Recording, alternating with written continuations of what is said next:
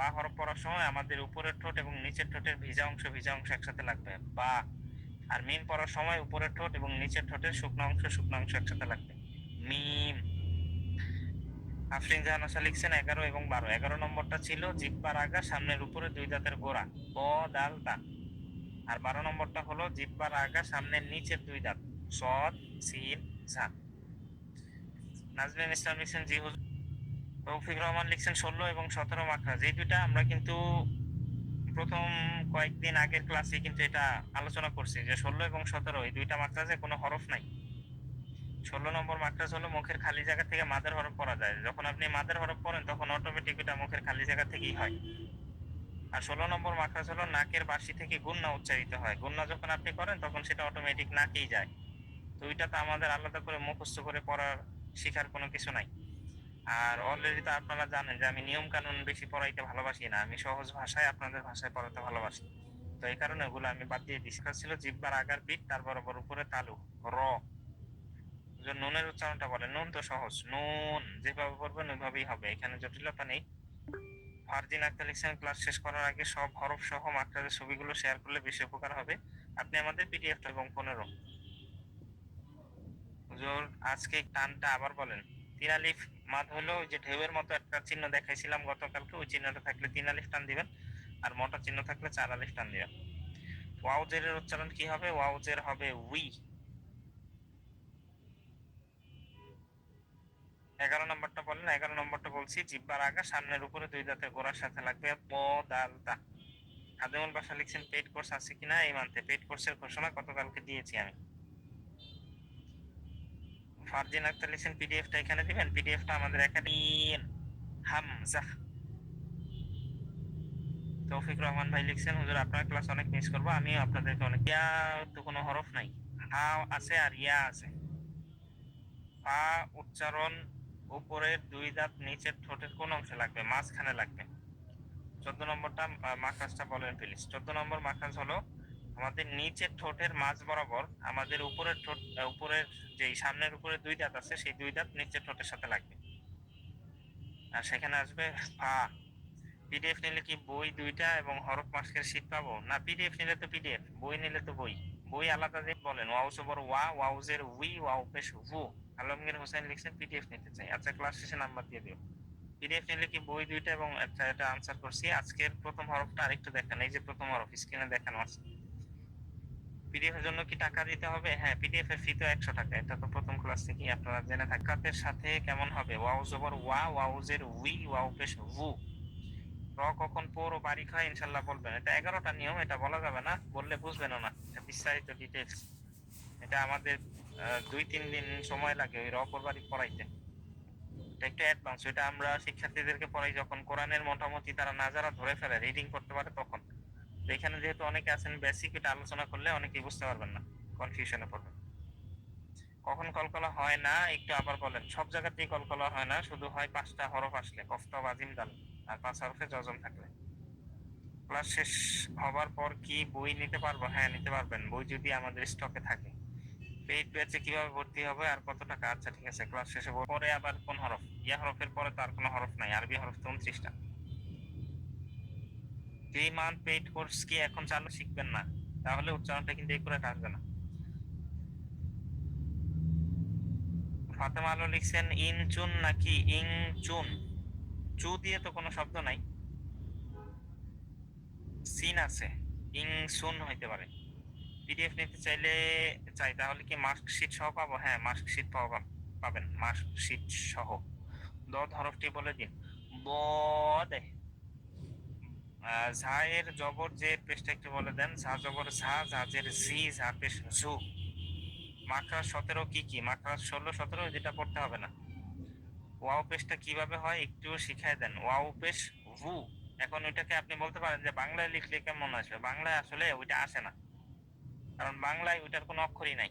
বাংলায় আছে ব, বাংলায় আছে ফ। এখন এটা ব হয় না, ফ হয় না, তাই আমি এটা বাংলায় লিখে শিখাইতে পারবো না, উচ্চারণটা শুনে শিখতে হবে। ওয়াও পেশ ভু এরকম। আমি পিডিএফ নিতে চাই, যারা পিডিএফ নিতে চান ওয়াও আইন। ওয়াও জবর ওয়া আর ইয়া জবর হবে ইয়া। বইতে কি হরফ মাস্ক আছে? না, বইতে হরফ মাস্ক নাই। আচ্ছা ঠিক আছে, আলহামদুলিল্লাহ আপনাদের যত প্রশ্ন ছিল এখন আমরা ক্লাসের দ্বিতীয় অংশে চলে আসতেছি। আজকে আমাদের ছোট ছোট অনেকগুলো টপিক, তবে কোথায় পরে হারিয়ে ফেলবেন। আচ্ছা, আমাদের আজকের ক্লাসের দ্বিতীয় অংশের প্রথম টপিক হলো আলিফে জায়েদা। এখন আলিফে জায়েদা আবার কি জিনিস? এখানে দেখেন দুইটা ওয়ার্ড, একটা হলো আলিফে আর একটা হলো জায়েদা। এখন এখানে আলিফে এই লেখাটা দেখার সাথে সাথেই আমরা অলরেডি বুঝে ফেলছি যে এটা আলিফের সাথে সম্পর্কিত কোনো একটা নিয়ম। এইটুকু তো সবাই বুঝতে পারছেন, তাই না? তো এইটুকু যদি আপনি বুঝে থাকেন, আপনি সঠিকটাই বুঝেছেন। এরপরে দ্বিতীয় ওয়ার্ড হলো জায়েদা। জায়েদা এটা একটা আরবি শব্দ। জায়েদা শব্দের বাংলা অর্থ হইল অতিরিক্ত। জায়েদা শব্দের বাংলা কি? অতিরিক্ত। তাহলে আলিফে জায়েদা মানে হলো অতিরিক্ত আলিফ। আলিফে জায়েদা মানে কি? অতিরিক্ত আলিফ। বুঝতে পারছেন তো? এটা আলিফে মানে হলো আলিফ আর জায়েদা মানে হলো অতিরিক্ত। তাহলে এই দুইটা মিলে একসাথে আসে আলিফে জায়েদা বা অতিরিক্ত আলিফ। আলিফে জায়েদা মানে কি? অতিরিক্ত আলিফ। এখন অতিরিক্ত আলিফ আবার কি?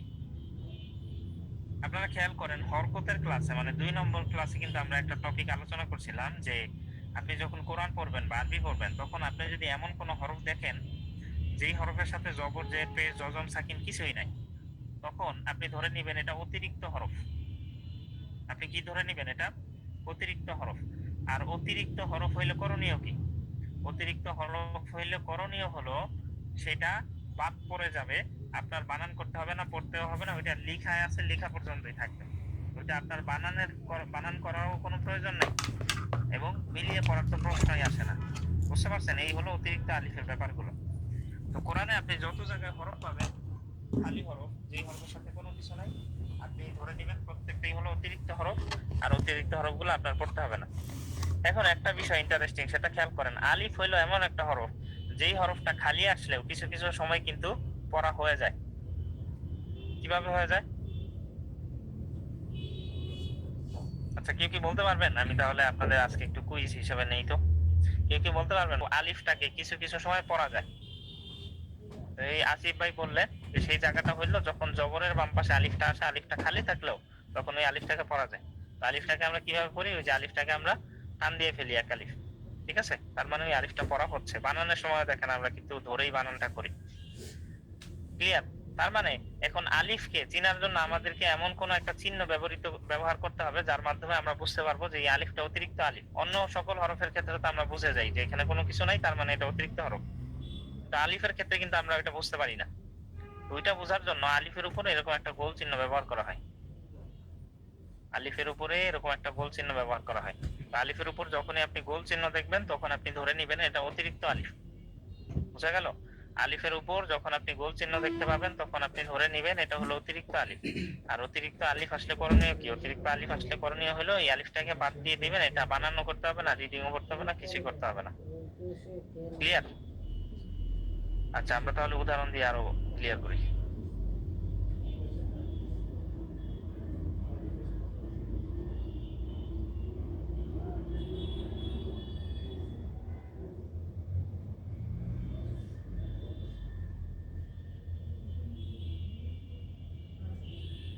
দেখেন এখানে প্রথমে লেখা আছে সা জবর সা, মিম ওয়াও পেশ মু, সামু।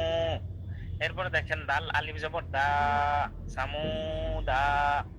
এখানে দেখেন শেষে একটা আলিফ আসছে। এখন আলিফটা কিন্তু বাদ পড়ে নাই।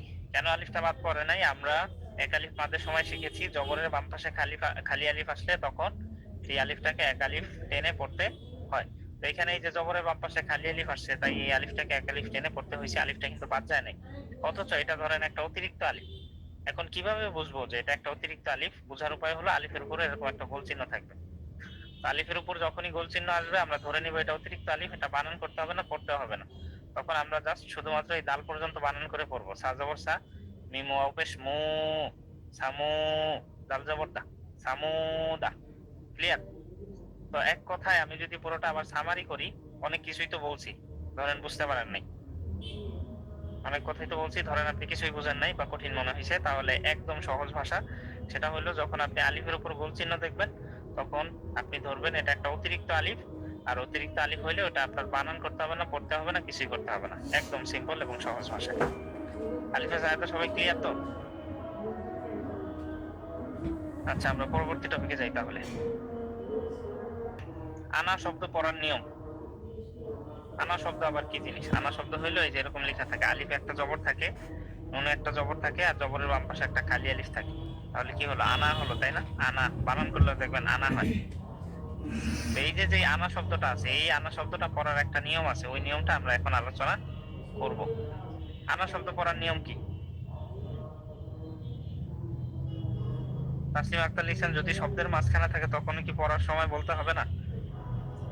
আমি যেভাবে বুঝাইছি আপনারা একটু ওইভাবে বোঝার চেষ্টা করেন, জটিল করার কোনো দরকার নাই। সেটা হইলো আলিফ আপনি যেখানেই থাক, মাঝখানে থাক, শেষে থাক, শুরুতে থাক, ওগুলো দেখার বিষয় না। আলিফের উপর গোল চিহ্ন দেখছেন মানে এটা অতিরিক্ত আলিফ পড়বেন না, জাস্ট এইটুকু মনে রাখলেই হবে। এখন শুরুতে শেষে ওগুলো দরকার নেই। আচ্ছা আসেন আনা শব্দ পড়তেছি। এখন আনা শব্দের ক্ষেত্রে কি? আনা শব্দ পড়ার নিয়ম হলো, আনা শব্দে যদিও নুনে জবর আর জবরের বাম পাশে একটা খালি আলিফ আছে, জবরের বাম পাশে খালি আলিফ থাকলে আমরা তো জানি সূত্র মোতাবেক এক আলিফ টেনে পড়তে হয়। এক আলিফ টানের 6টা নিয়ম, তাই না? তো এক আলিফ টানের যে 6টা নিয়ম কি কি আমরা পড়ি একবার। জবরের বাম পাশে খালি আলিফ, জেরের বাম পাশে জজমালা ইয়া, পেশের বাম পাশে জজমালা ওয়াও, খারা জবর খারা জের উল্টা পেশ, এই 6টা জায়গাতে কিন্তু এক আলিফ পরিমাণ টেনে পড়তে হয়। তো যেহেতু এই 6টা জায়গাতে এক আলিফ টেনে পড়তে হয়, এখানে নুনে আছে জবর, জবরের বাম পাশে খালি আলিফ, জবরের বাম পাশে খালি আলিফ আসলে এখানেও তো এক আলিফ টান হওয়ার কথা। আচ্ছা মেসেজের অপশন অফ করে দিই, আপনারা তো মেসেজ করলে আমার এদিকে ডিস্ট্রাকশন হয়।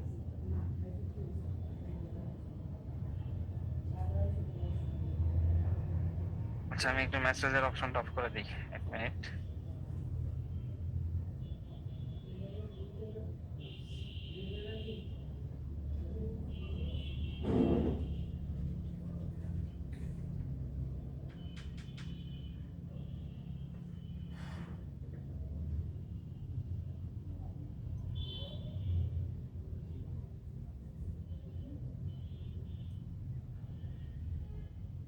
ঠিক আছে, ধন্যবাদ। তা আমি প্রশ্ন মানে টপিক শেষ করে আপনাদের কাছ থেকে প্রশ্ন নিব, সবাই মনোযোগী হন এখানে।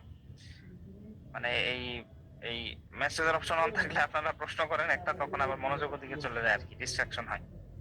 আচ্ছা দেখেন আনা শব্দ, আনা শব্দে আমরা দেখতে পাচ্ছি নুনে একটা জবর আছে আর জবরের বাম পাশে খালি আলিফ আছে। তো সূত্র মোতাবেক এখানে তো এক আলিফ পরিমাণ টান হওয়ার কথা, তাই না? কিন্তু এখানে এক আলিফ টান হবে না, এটা একটা ব্যতিক্রম ধর্মী নিয়ম, এবং এই নিয়মটা শুধুমাত্র আনা শব্দের ক্ষেত্রেই প্রযোজ্য। আপনি কোরআনে যত জায়গায় এরকম আনা শব্দ দেখতে পাবেন, সেই সকল জায়গাগুলোতে আপনি টান না দিয়ে দ্রুত পড়ে ফেলবেন। মানে এখানে যে জবরের বাম পাশে খালি আলিফ আছে ওইটা আপনি দেখবেন না, আপনি এটা আনা আনা এইভাবে দ্রুত পড়ে ফেলবেন। যেমন সূরা কাফিরুনে আপনি দেখবেন অনেকগুলো আনা শব্দ আছে, ওয়ালা আনা আবিদুম মা আবাদতুম এরকম আছে দেখবেন। তো ওই আনা শব্দগুলোতে আপনি কোনো ধরনের টান দিবেন না। বুঝা গেল? আচ্ছা ঠিক আছে, আশা করি বুঝতে পারছেন। তবে এই আনা শব্দের মধ্যেও আবার 4টা আনা আছে, যে 4টা আনাতে টান দেওয়া যায়। কি বলছি? প্রথমত আমরা শিখলাম যে কোরআনে যত জায়গায় আমরা এরকম আনা শব্দ দেখতে পাবো কোনো জায়গাতেই টান দিব না। আর দ্বিতীয় কথায় আমরা শিখতেছি যে না, 4টা জায়গাতে আবার টান দেওয়া যাবে। 4টা জায়গা কি কি? 1 নম্বর হলো আনা বা, আনা শব্দের পরে যদি এরকম বা জবর বা হয় তখন এই আনা শব্দে টান দেওয়া যাবে।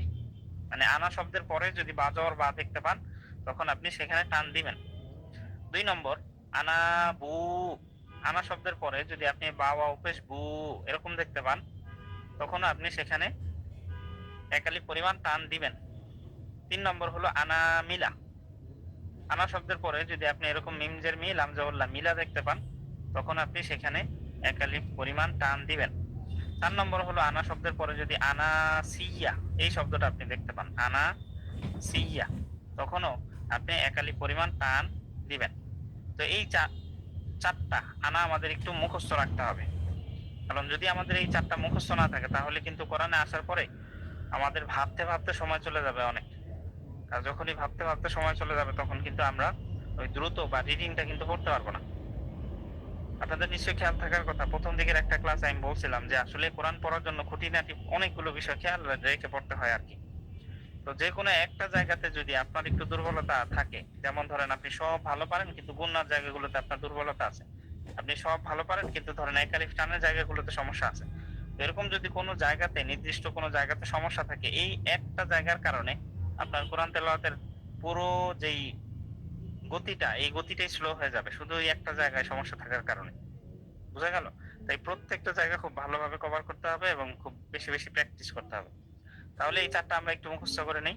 আনা বা, আনা বু, আনা মিলা, আনা সিয়া। আমি পড়াচ্ছি, আমার সাথে সাথে পড়েন এবং আমরা এটা চেষ্টা করতেছি ক্লাসেই যেন মুখস্থ হয়ে যায়। মুখস্থ হয়ে গেলে আমরা আপনাদের কাছে জিজ্ঞাসা করবো যে হয়েছে কিনা, আপনারা লিখবেন জি হয়েছে। ঠিক আছে? আনা বা, আনা বু, আনা মিলা, আনা সিয়া, আনা বা, আনা বু, আনা মিলা, আনা সিয়া, আনা বা, আনা বু, আনা মিলা, আনা সিয়া, আনা বা, আনা বু, আনা মিলা, আনা সিয়া। এই যে যে চারটা আনা দেখছেন, এই চারটা আনাতে কিন্তু দেখেন আমি আনা বা এরকম টান দিয়ে পড়ছি, মানে এই জায়গাগুলোতে টান হবে। আর এগুলো যদি না হয় তাহলে টান হবে না। মেসেজের অপশনটা অন করে দিছি, আপনারা একটু লিখে জানান তো কার কার এটা মুখস্থ হয়েছে।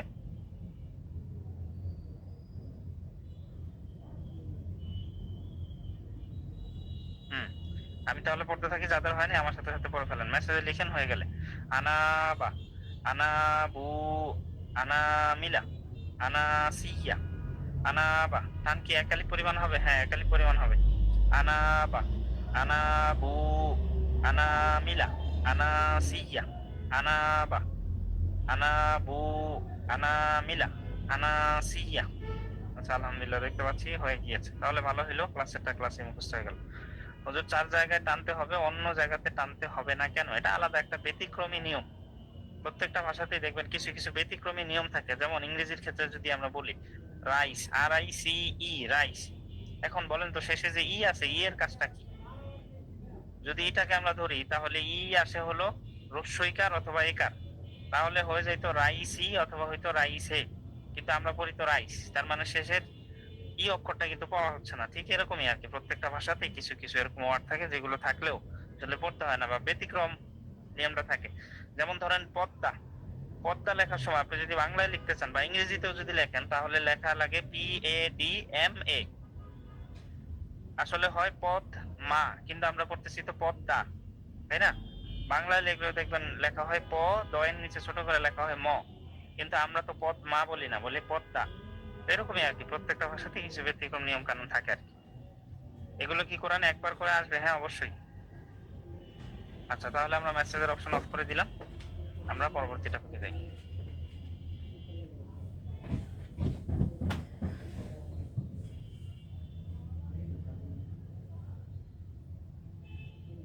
আচ্ছা, মেসেজের অপশনটা অফ করে দিচ্ছি।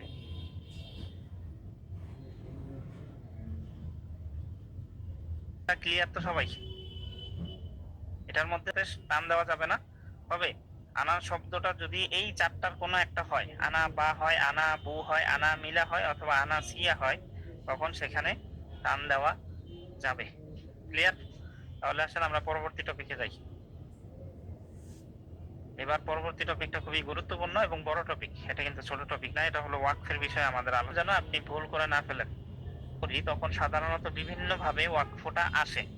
যেমন কিছু কিছু জায়গায় জবর আসলো, কিছু কিছু জায়গায় জের, কিছু কিছু জায়গায় পেশ আসলো।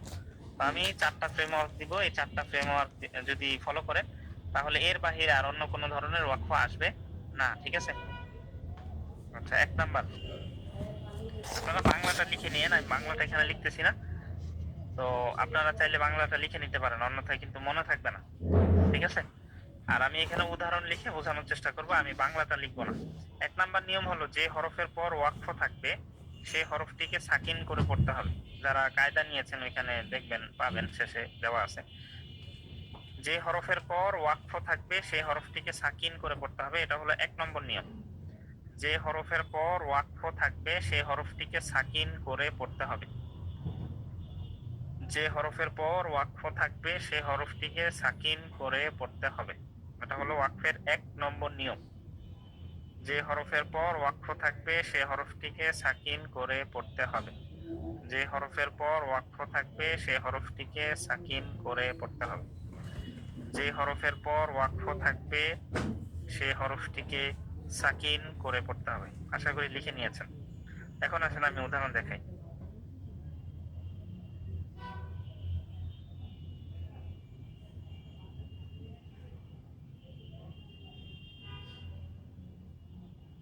আচ্ছা, এর আগে একটু ওয়াকফ সম্পর্কে একটু আলোচনা করে নিই, অনেকের জন্য হয়তো বা ওয়াকফটা নতুন মনে হইতে পারে।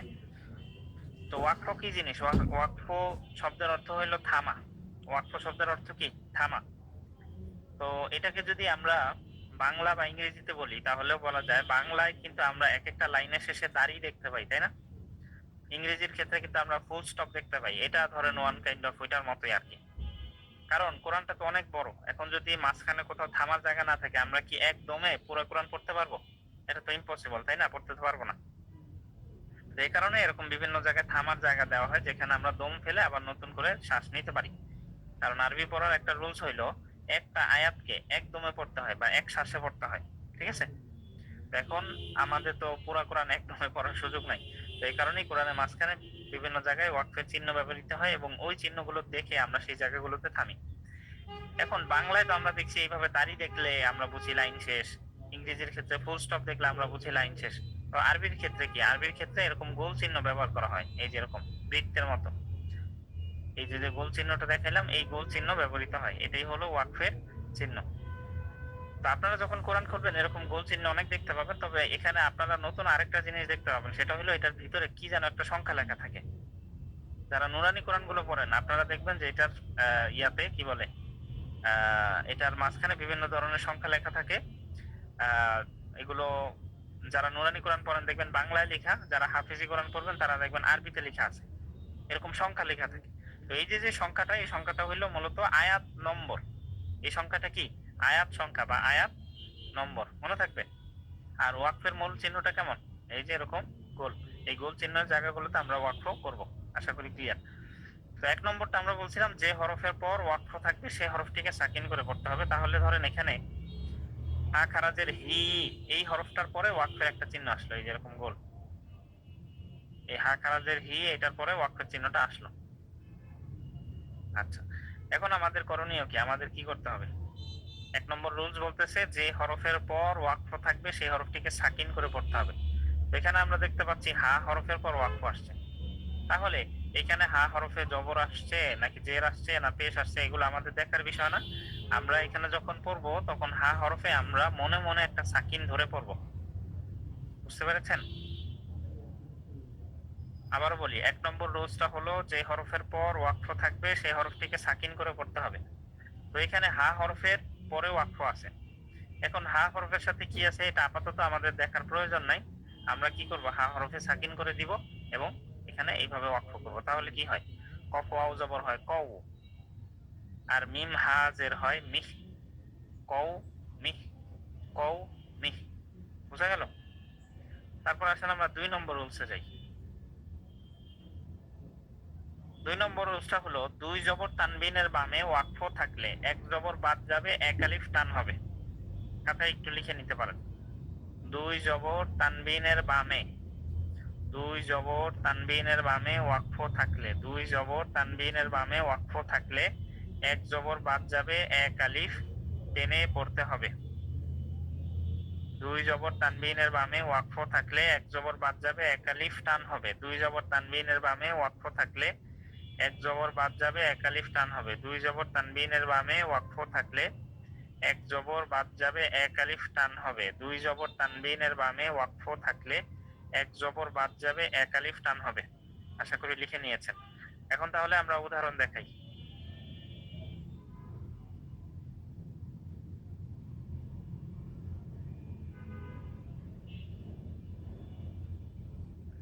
আচ্ছা দেখেন, তো এখানে আমরা একটা ওয়াকফের চিহ্ন দিয়েছি, তাই না? আর ওয়াকফের আগে কোন হরফ আছে বলেন তো? ওয়াকফের আগের হরফ হলো ইয়া। ওয়াকফের আগের হরফ কি? ইয়া। এখন দেখেন তো, ইয়া হরফের সাথে কি কোনো জবর জের পেশ জজম সাকিন তাসদিদ কিছু আছে? উত্তর হলো না, কিছুই নাই।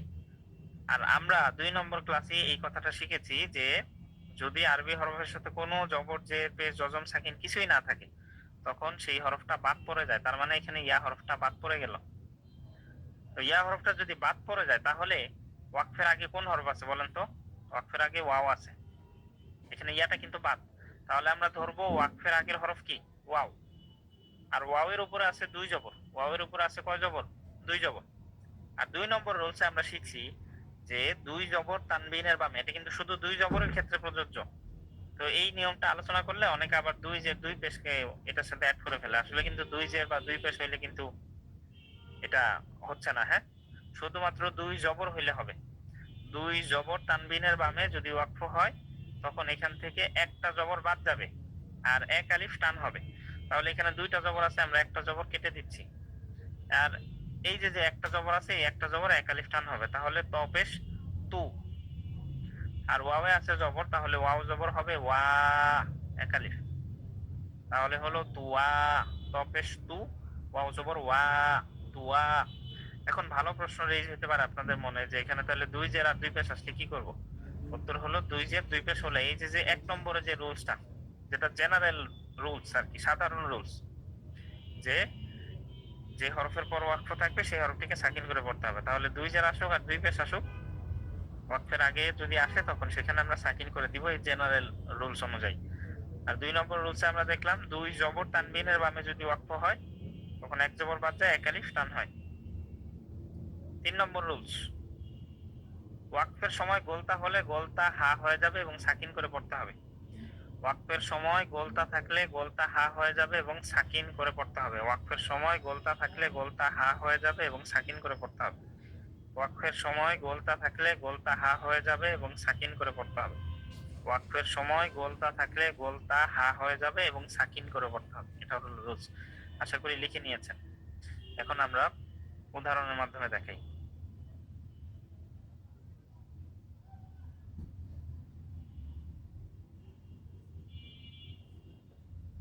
এই যে এখানে ওয়াকফের চিহ্ন আসলো। এখন এখানে আমরা যে নতুন নিয়মটা বললাম 3 নম্বরে, যে ওয়াকফের সময় গোলতা থাকলে গোলতা হা হয়ে যাবে এবং সাকিন করে পড়তে হবে। এখন গোলতা আবার কি জিনিস, এটা তো আমরা আগে কখনো পড়িনি, আজকে ক্লাসে ফার্স্ট। তাহলে আসলে নাকি গোলতা সম্পর্কে আলোচনা করে নিই। গোলতা বলা হয় হলো যেই হরফের নাম হা। এই যে দেখেন এই হরফটার নাম কিন্তু হা। এখন এই হায়ের উপরে যখন নোক্তা চলে আসবে, আমরা তো জানি নোক্তা অনেক পাওয়ারফুল, তো এই হায়ের উপরে যখন নোক্তা চলে আসবে তখন এটার নাম হয়ে যায় গোলতা। এটার নাম কি হয়ে যায়? গোলতা। তারপরে এই হরফটার নাম কিন্তু হা, কিন্তু এই হায়ের উপরে দুইটা নোক্তা দিয়ে দেন, এখন এটার নাম হয়ে যাবে এই যে গোলতা। তারপরে এই হরফের নামও হা, দুইটা নোক্তা দিয়ে দেন, এখন এই হরফের নাম হয়ে যাবে গোলতা। মনে থাকবে এই হলো গোলতা। তাহলে এখানে আমরা দেখতে পাচ্ছি এই যে গোলতা আসছে, তাহলে আমাদেরকে কিভাবে পড়তে হবে? সূত্র ছিল ওয়াকফের সময় গোলতা থাকলে, এই যে ওয়াকফের সময় গোলতা আসছে, তাহলে কি করতে হবে? গোলতাকে হা ধরতে হবে, মানে এটা তা থাকবে না, হা হয়ে যাবে। আর এখানে জবরজের পেশ যাই থাকুক সাকিন হয়ে যাবে।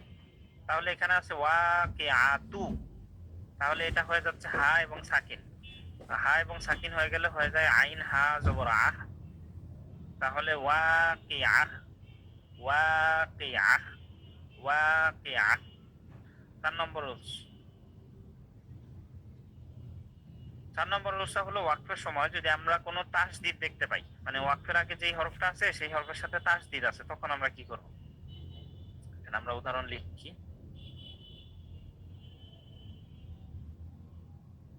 ওয়াকফ আসলো, এখন আমরা কি করব? তো মনে রাখবেন ওয়াকফের আগের হরফে যদি তাসদিদ থাকে, ওয়াকফের আগের হরফে যদি তাসদিদ থাকে তখন আমাদেরকে এখানে তাসদিদের কারণে কিছুটা সময় ধরে রাখতে হবে, এইটুকুই। যেমন নরমালি যদি আমরা পড়তাম তাহলে পড়তাম হামজা জবর আ, দদ লাম জবর দল, আদল। আর এখন আমাদেরকে একটু ধরে রেখে পড়তে হবে আদল, এইভাবে, এই যে এইভাবে আদল, সরি, এই যেরকম আদল, এইভাবে একটু ধরে রাখতে হবে আদল, হামজা জবর আ, দদ লাম জবর বল। কিন্তু এখানে খেয়াল রাখতে হবে এটা যাতে টান অথবা গুন্নার মতো এত লম্বা সময় না হয়ে যায়, সামান্য একটু সময় ধরে রাখবেন আদল, আদল, এইভাবে, বেশি সময় লম্বা করা যাবে না। হ্যাঁ, তো এই হলো ওয়াকফের 4টা নিয়ম। সবাই ক্লিয়ার কিনা একটু লিখে জানেন, মেসেজের অপশনটা অন করতে। ওয়াকফের সময় যদি গোলতা আসে, এই যে ওয়াকফের সময় যদি গোলতা আসে তখন গোলতা হা হয়ে যায় এবং গোলতাকে সাকিন করে পড়তে হয়। স্যার গোলতার চিহ্নগুলো একটু দেখেন। গোলতার জন্য আলাদা কিন্তু কোনো চিহ্ন নাই, যেই হরফের নাম হা ওই হরফের উপরে যদি দুইটা নুক্তা চলে আসে তখনই সেটা হয়ে যায় তা, গোলতা। 4 নম্বরটা বলেন। 4 নম্বরটা ছিল ওয়াকফের সময় যদি তাসদিদ থাকে তখন তাসদিদের কারণে একটু সময় ধরে রাখতে হবে আদল, এইভাবে। 3 এবং 4 নম্বর নিয়মটা বলেন। 3 নম্বর ছিল ওয়াকফের সময় গোলতা থাকলে গোলতা হা হয়ে যাবে, সাকিন হয়ে যাবে। যদি গোলতা থাকে, সরি, ওয়াকফের সময় তাসদিদ থাকলে তাসদিদের কারণে কিছুটা সময় ধরে রাখতে হবে। এক নম্বরটা হলো যে হরফের পর ওয়াকফ থাকবে সেই হরফটিকে সাকিন করে পড়তে হবে। ছায়া মারুফ আপু লিখছেন শেষের লামটি কি সাকিন হবে? হ্যাঁ সাকিন হবে, কারণ ওয়াকফের সময় জবর জের পেশ আর পড়া যায় না। 4 নম্বরটা জানতে চেয়েছেন অনেকে। 4 নম্বরটা হলো তাসদিদ থাকলে তাসদিদের কারণে কিছুটা সময় ধরে রাখতে হবে। 3 নম্বরটা হলো ওয়াকফের সময় গোলতা থাকলে হা হয়ে যাবে, সাকিন করে পড়তে হবে। 2 নম্বরটা হলো 2 জবর তানবিনের বামে ওয়াকফ থাকলে 1 জবর বাদ যাবে, 1 আলিফ টান হবে, এখানে পড়তে হবে, আর বাকি সময় নরমালি করতে হবে। প্রশ্ন ক্লিয়ার না? আমি বাংলায় লেখা অনেক বড় হয়ে যাবে। এই বোর্ড হরফে ওয়াকফ হলে কি 3 আলিফ টান হবে, মাদের হরফে ওয়াকফ হলে 1 আলিফ টান হবে। আর 3 আলিফের যেটা ওইটা আমরা আলোচনা করবো, আজকেই পাবেন, সমস্যা নেই, একটু পরেই। 4 নম্বরের আরেকটা উদাহরণ দিন। 4 নম্বরের উদাহরণ হইতে পারে আপনার সূরা লাহাব পড়ি না, তাব্বাত ইয়াদা আবি লাহাবি ওয়া তাব, ওই যে ওখানে শেষে বায়ে তাসদিদ, এই কারণে ওয়া তাব এভাবে ধরে রাখতে হয়। নুন ও মিমের উপর তাসদিদ থাকলে কিভাবে পড়তে হয়? গুণনা করে পড়বেন। 4 নম্বরের বেলায় আপনার কায়দার উদাহরণগুলো ঠিক করে পড়ে দেন সবগুলো। 4 নম্বরে আমাদের 4টা উদাহরণ দেওয়া আছে। একটা হলো আবল, 2 নম্বর হলো ওয়াতাব, 3 নম্বর হলো আল ওয়ালি, 4 নম্বর হলো মিন কুন। 2 জবর তানবিনের বামে ওয়াকফ থাকলে 1 জবর বাদ যাবে, 1 আলিফ টান হবে। 2 জের 2 পেশ দিয়ে উদাহরণ দিন, সাকিন করে দিবেন, সহজ, এটা উদাহরণ দেওয়া লাগবে না। 4 নম্বরটা আরেকটু বলুন। 4 নম্বরটা হলো তাসদিদ যুক্ত হরফের পর ওয়াকফ থাকলে তাসদিদের কারণে কিছুটা সময় ধরে রাখতে হবে। আয়াতের মাঝে যে হরফ থাকে সেখানে কিভাবে থাকতে হয় লিখছেন, মনে হয় থামতে হয় লিখতে চেয়েছিলেন। আয়াতের মাঝে যদি আপনার থামতে হয় তখন আপনি এই যে এই 4টা যে রুলস, এই 4টা রুলস অনুযায়ী থামবেন। 4 নম্বরে কি তার মানে কি ওয়াকফের সময় যেই হরফই থাকুক ওই হরফকে সাকিন করে দিবেন। 3 নম্বরটা বাংলা অর্থটা লিখে দেন। বাংলা লিখলে তো হবে না, ওয়াও এর উচ্চারণ তো বাংলায় আসবে না। ওয়াকিআহ। 4 উদাহরণটা লিখে দেন হুজুর। 4 উদাহরণে যে লেখা আছে আবল, গোলতায় ওয়াকফ করার সময় 2 জবর পেলো কিভাবে পড়তে হবো? কি লিখছেন বুঝি নাই, সুন্দর করে লিখেন, হয়তো ভুল হয়েছে। বা তো বলি নাই, ওয়াতাব এটাই বলছি, বা বলি নাই। আর বে বলছি, বে বলার কারণ হলো কলকলা। আমরা জানি কফত বা জিম দাল এই 5 হরফে যখন জজম করা হয় তখন কলকলা হয়। আর তাসদিদ আসলে ওয়াকফের সময় তখন তো আর তাসদিদের ওই হরকতটা পড়া যায় না, আর হরকতটা না পড়লে তো এটা ওয়ান কাইন্ড অফ সাকিনের মতোই হয়, দ্যাটস ওয়াই এখানে কলকলাটা হয়। মাদের হরফের কথা কি যেন বললেন? মাদের হরফের কি কথা বলেছিলাম মনে নাই। আপনাদের অ্যারাবিক বই নেই যেখানে আমরা এই বিষয়গুলো পাবো? হ্যাঁ আমাদের কায়দা আছে, দিতে হবে, গুণনা করবেন জাস্ট, কিন্তু ওই তাসদিদের কারণে ধরে রাখবেন। যেমন ধরেন আছে মিন্না, হ্যাঁ, তখন যদি আপনি ওয়াকফ করেন তখন হবে মিন।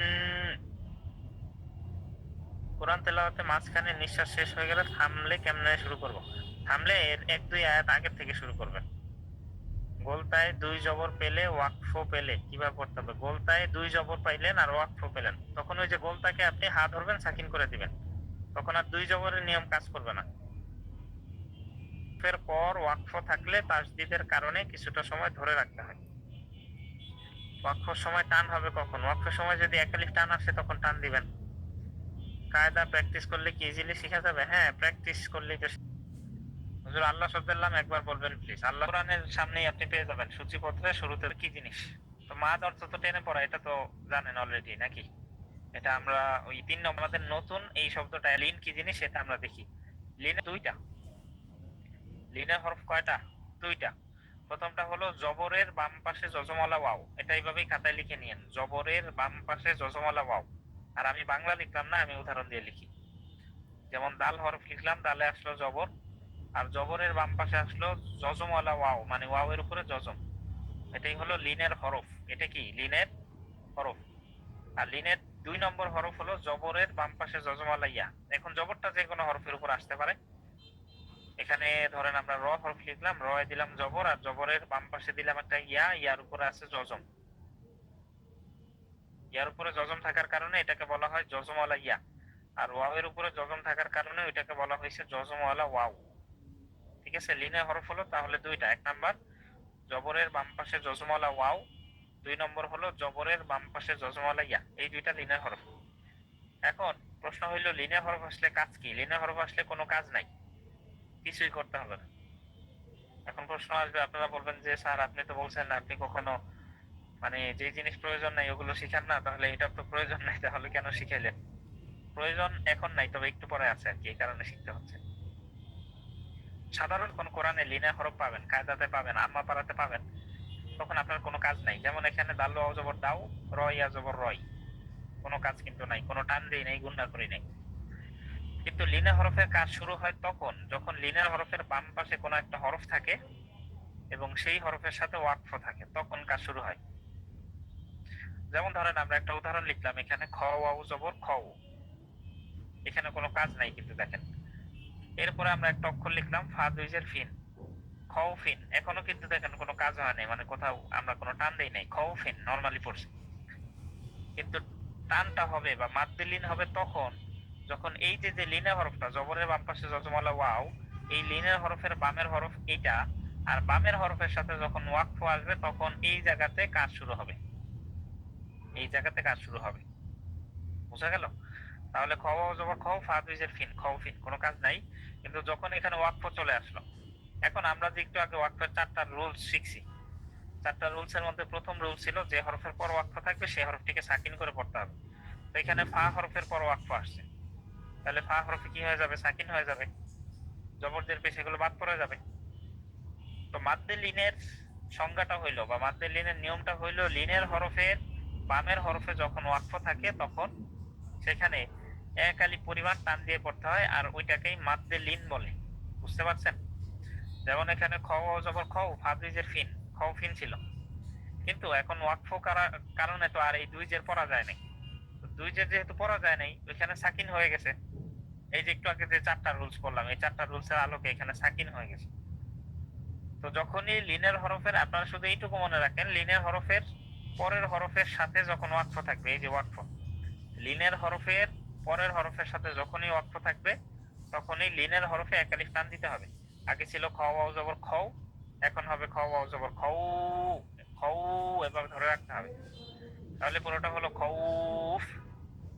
এখন দেখেন এইভাবে আপনারা মিলাইতে পারবেন। সূরা কুরাইশের মধ্যে আছে লিইলাফি কুরাইশ, তারপরে ইলাফিহিম রিহলাতাশ শিতাই ওয়াস সাইফ, তারপরে ফালিয়াবুদু রাব্ব হাযাল বাইত। আচ্ছা আমি লিখেই দেখাই, তো বলতেছি বাই, এটা ছিল মূলত বাই আজবর বাই, তাজের তি, বাইতি এরকম ছিল, আর এটার সাথে এই যে ওয়াকফ ছিল।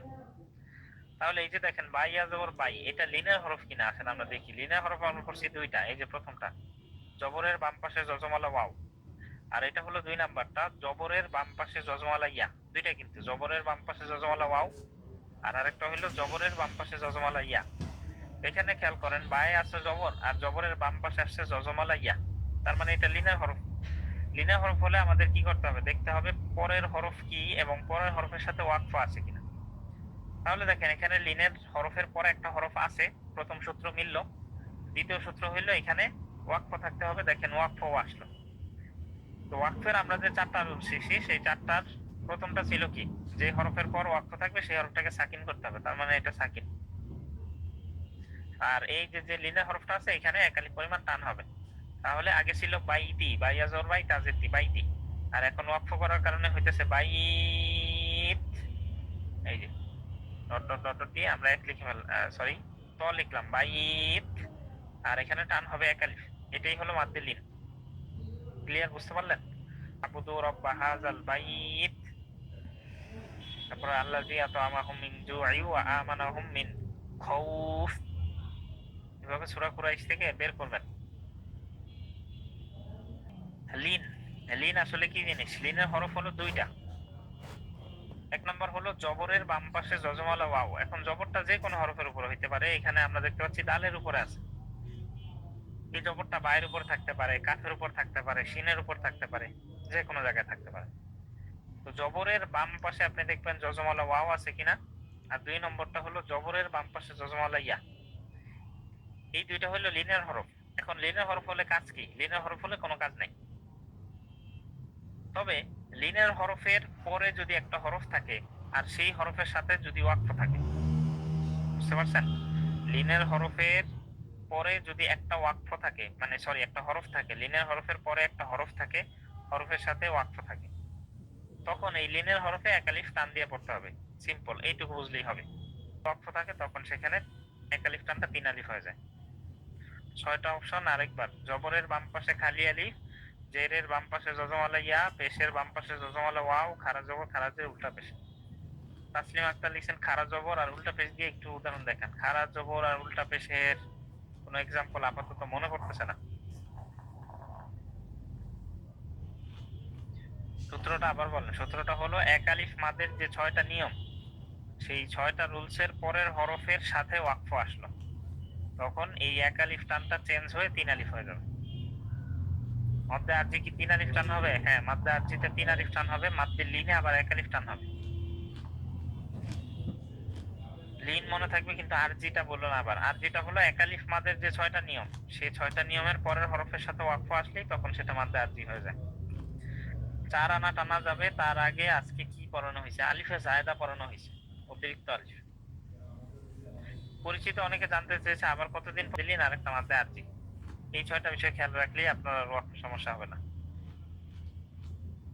আলিফে জায়েদাটা আরেকবার বলবেন। আলিফে জায়েদাটা হলো আলিফের উপর একটা গোল চিহ্ন থাকবে, ওইটাই আলিফে জায়েদা বা অতিরিক্ত আলিফ। ওই আলিফটা বানানো করতে হবে না, পড়তে হবে না।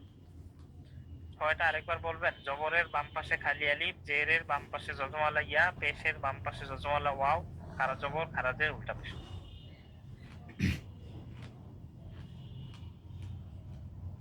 একজন লিখছেন 21 নম্বর স্লাইডটা দেখাবেন। এই যে 21 নম্বর স্লাইড।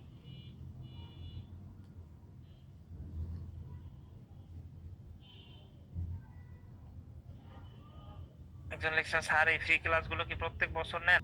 হুজুর, একটা বইতে মাদ দে লিন, লিনের পরে ওয়াকফ করার সময় 3 আলিফ হইতে পারবে না। আবার হলো যে এক আলিফেরটা আবার যেন শূন্য আলিফ হয়ে না যায়।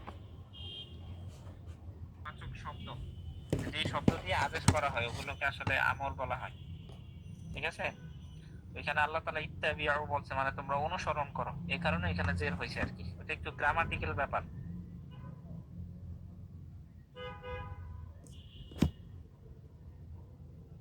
সামি আক্তার লিখছেন হুজুর লিবনে তো মিম, দেখবেন অনেক সময় মিম থাকে, মিম থাকলে আপনি থামবেন।